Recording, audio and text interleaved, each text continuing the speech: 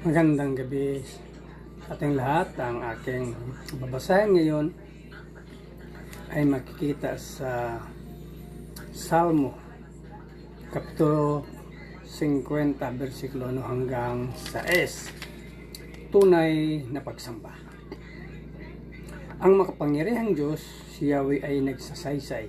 Ang lahat ay tinatawag sa silangan at kanluran.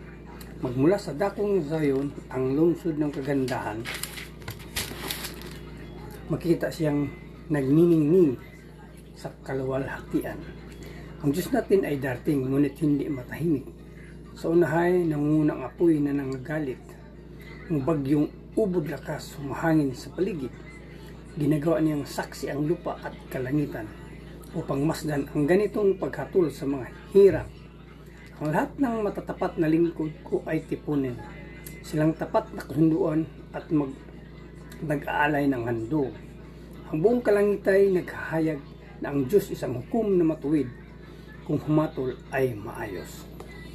Yun lang po, maraming salamat. Purihin ang Panginoon sa kanyang banal na salita. God bless. Isang mapayapang gabi po sa ating lahat. Ngayong gabi po ay nasa 50 kabanata sa Aklat pa rin po ng mga awit sa talata 7 hanggang 9. Ito po ang nakasaad. Kayo aking mga lingkod, makinig sa sasabihin. Ako ay Diyos, ang inyong Diyos. Salita ko'y unawain. Ako'y mayroong patotoo at saksi laban sa Israel. Hindi ako nagagalit dahil sa inyong handog, ni sa inyong mga haing sa dambani sinusunog. Bagaman ang mga tori hindi ko na kailangan, maging iyang mga kambing at ang inyong mga kawan. Purihin po ang amang lumikha sa pagkakabasa ng kanyang salita. Amen. Isang mapagpalang gabi po sa ating lahat. Ang aking pong babasahin ngayon mula sa libro ng Salmo chapter 50 verses 10 to 15. Sapagkat akin ang lahat ng hayop, ang mga hayop sa gubat at ang mga baka sa libu-libong mga burol. Kilala ko rin ang lahat ng ibon sa mga bundok at ang lahat ng hayop sa parang ay akin. Kung magutom man ako, hindi ako hihingi sa inyo ng pagkain. Dahil ang daigdig at ang lahat ng nasa loob nito ay akin. Kumakain ba ako ng karne ng toro? Hindi. Umiinom ba ako ng dugo ng kambing? Hindi. Ang kailangan kong handog ay ang inyong pasasalamat at ang pagtupad sa mga pinangako ninyo. Sa akin, nakataas-taas ang Diyos. Tumawag kayo sa akin sa oras ng inyong kagipitan at ililigtas ko kayo at ako'y pararangalan ninyo. Amen. God bless po. Good evening. Ang aking Bible verse for today is from the book of Psalms chapter 50 verses 16 to 19. Ang tanong ng Panginoon sa masama't mga buktot. Bakit ninyo inuusal ang aking mga utos? Gayon din ang kasunduang hindi ninyo sinusunod. Kapag kayo ay tinutuwid, agad kayong napupuot, at niayaw na tanggapin ang aking mga utos. Ang makitang magnanakaw ang nagiging kaibigan, at taong mapang-apid ang siya ninyong kasamahan. Mabilis ang inyong dila sa masamang sasabihin, sa inyo ay baliwala ang gawaing pagsisinungaling. Amen. Ang mabuting balita ng ating Panginoon. Muli po isang mapagpalang araw po muli sa ating lahat. At purihin po ang Panginoon sapagkat narito po muli tayo upang magpatuloy sa ating devotion na ginagawa. At tayo nga po ay nasa Psalms chapter 50.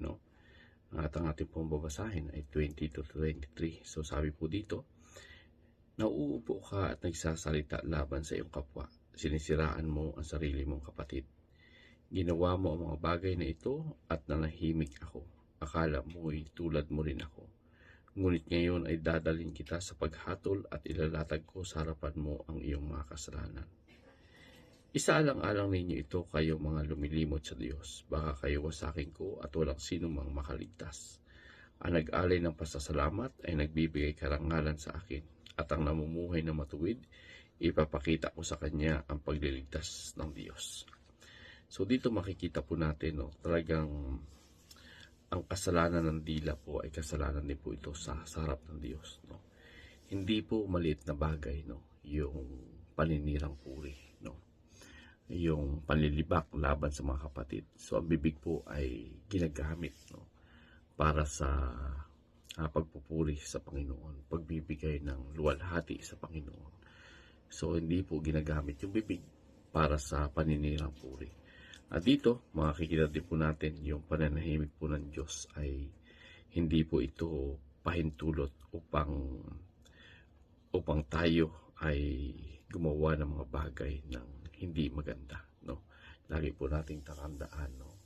Ang lahat ng ginagawa po natin, ito po ay hindi lingid, no, sa ating Panginoon. So dito, makikita natin na kapag kinalimutan po natin ng Diyos, mawawala po sa ang proteksyon at direksyon po ng ating buhay. Sapagkat ang Panginoon po yung gumagabay, yung Panginoon po nagbibigay ng pagpapatnubay sa atin, no? At dito makikita din po natin yung kaayusan, no, nakikinig na salita ng Diyos, sapagkat bibit-bitin po talaga niya yung ganap na katagumpayan, sapagkat yung salita ng Diyos ay talaga pong ito ay may katatagan. So dito lagi po natin tatandaan, ang Diyos po ang humahatol, no, at wala pong makakaligtas, no. At dito nakapag po siya ay humatol, ito po ay ganap at garantisado na tumpak ayon po dun sa ating mga ginawa. Kaya yung pagpupuri at pagpapasalamat na ibinibigay natin sa Panginoon, ito po ay karapat-dapat, sapagkat yung ating Panginoon ay karapat-dapat po siya tumanggap ng papuri at pasasalamat. Muli po, purihin ang Panginoon, and God bless everyone.